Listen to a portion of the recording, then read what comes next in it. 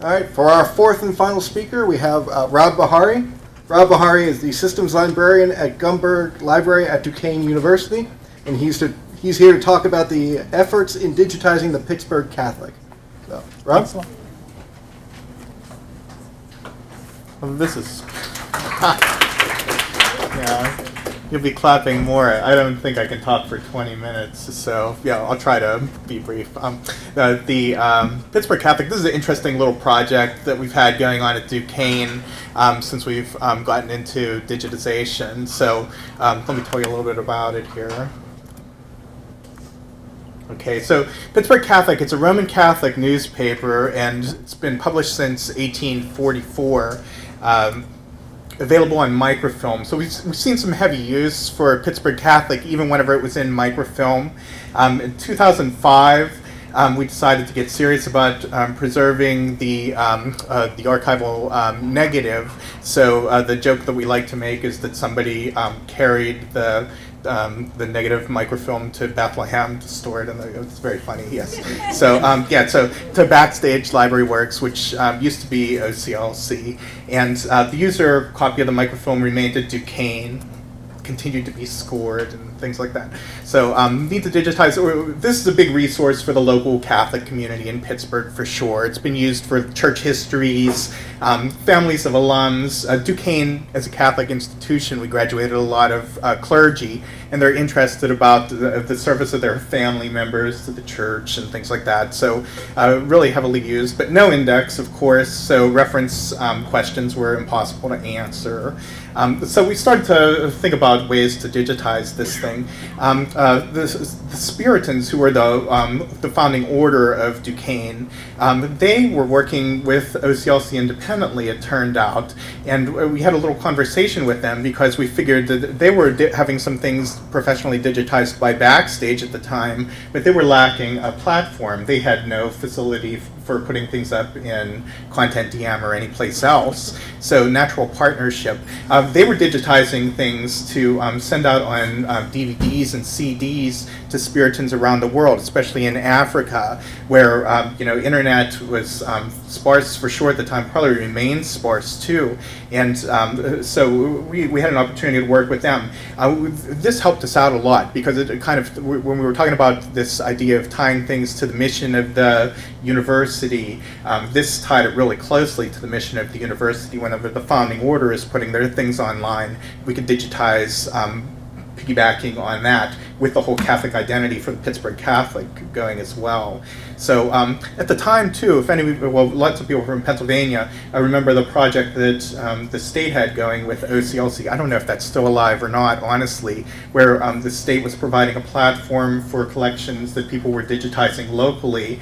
And so we chose Content DM over some other available platforms like DSpace for that reason. We wanted to be in line with standards of people who were likely to digitize in our area. And turned out that we ended up buying it because I think we saw the writing on the wall for state funding at that time, and there seemed like a really low barrier to entry for Content DM, right? Because the first level, you can add up to X amount of items for relatively cheap, and we saw this new technology emerging too within Content DM for something called the PDF compound object. Now, is anybody familiar with Content DM? They know about this PDF compound object available. So it only counts as one item, and OCLC's tiered pricing, it gets rather complex. So yeah, but it was a great development for us, suffice to say. And hosting was available at OCLC too, so we took advantage of that. Parallel developments. So we had big changes in systems at Duquesne. We were starting to think about the wider IT environment across campus, and decided that we didn't need our own T1 line anymore, and we didn't need our own server room with like 9-blade servers. So we started to take advantage of this idea of like inexpensive storage in the SAN and VMware expertise growing across campus. This is a real boon when you can just build a server in a couple of minutes and install stuff out. So why not take advantage of that? It helped us partner a little bit more on campus too, because this is definitely a campus-wide effort. So we just started to digitize out of our own library budget. We received permission from the Pittsburgh Catholic, and we got to, get the phone call. Would it be all right if we digitized old versions of the newspaper and we could hear people cheering in the background? So it was a very positive thing. They signed a letter, no problem, giving us permission. So that's our legitimacy to digitize this. And we plan to fund 10 years at a time, just knock this off a chunk at a time from the library. So starting 1844, 1854, did that. 1855 to 1864, we did that one too, right? Then we started to realize that maybe we're not in the best environment, maybe we have some challenges. So flexibility of Content DM.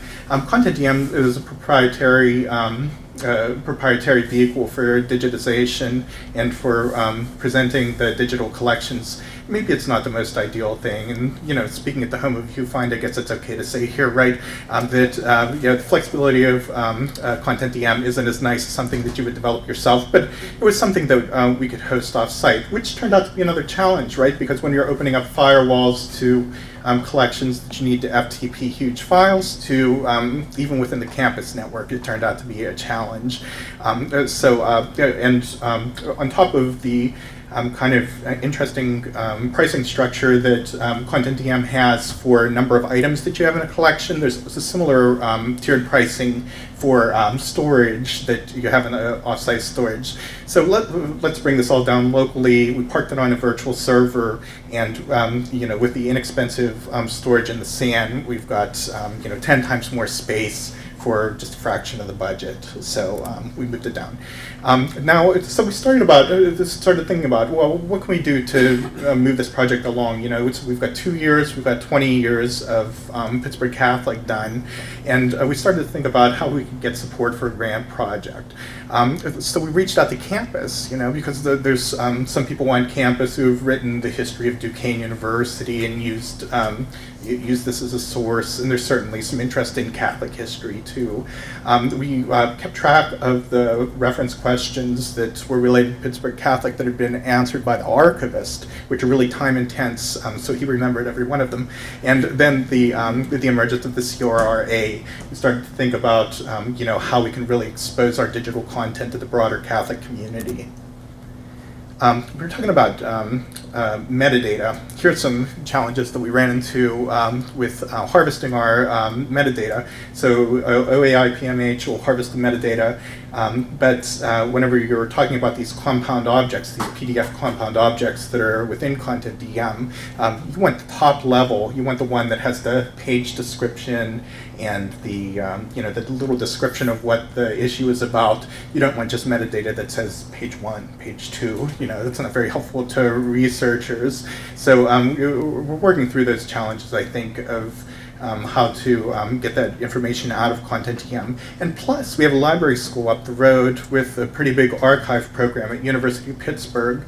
We have a local program at Duquesne that's Archives Museum Editing, I think is the name of the program, where people were really anxious to get some hands-on experience with things like Content DM and anything that has the word metadata in it, just to get some experience with that. So we have actually some interns who work with us on describing the collection, and they found some really interesting things. We recognize that there's huge potential for research. Whenever you're talking about something like Pittsburgh Catholic, it covers such an interesting time period in Pittsburgh from 1844 to the present. And obviously for church histories, we can facilitate that a lot. But then there are some other possibilities too. I had a Emily Dickinson class, and a while ago, I guess.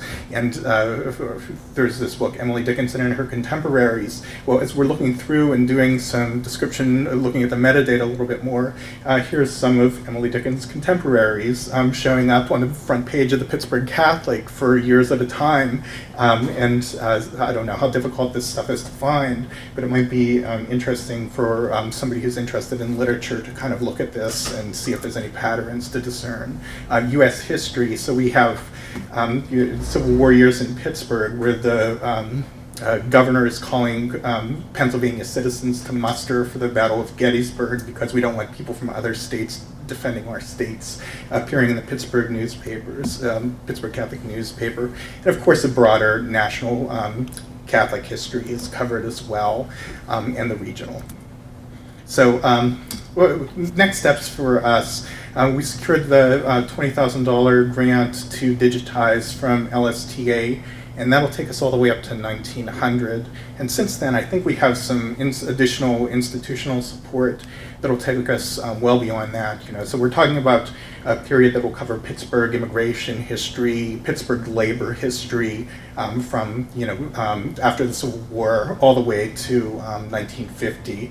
And I told this to one of our historians, and he said, "Oh, too bad we're stopping in 1950. We could have covered the McCarthy era too if you would have gone to 1960." So some people were never happy.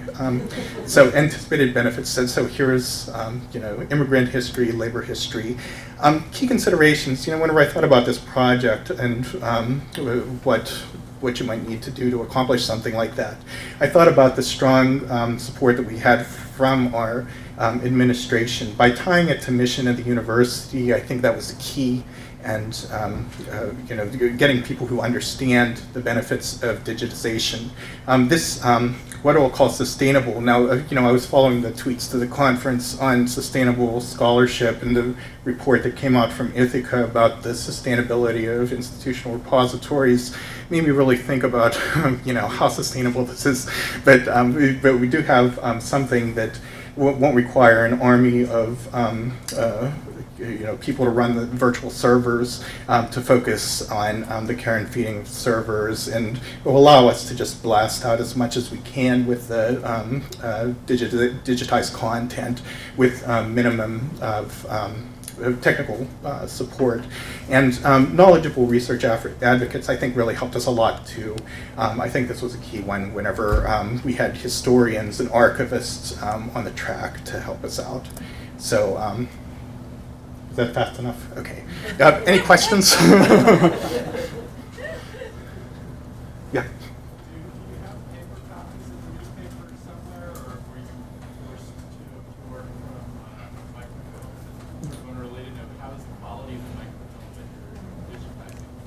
Yeah, well, somebody had some really good forethought whenever it came to producing the microfilm copy, because they produced 2 copies, actually 3 copies. One for the Pittsburgh Catholic for their records, one for a production copy for us, and then one of the microfilm negatives, which we had stored in our local archives, and then it's currently stored out at the vault at Bethlehem at Backstage.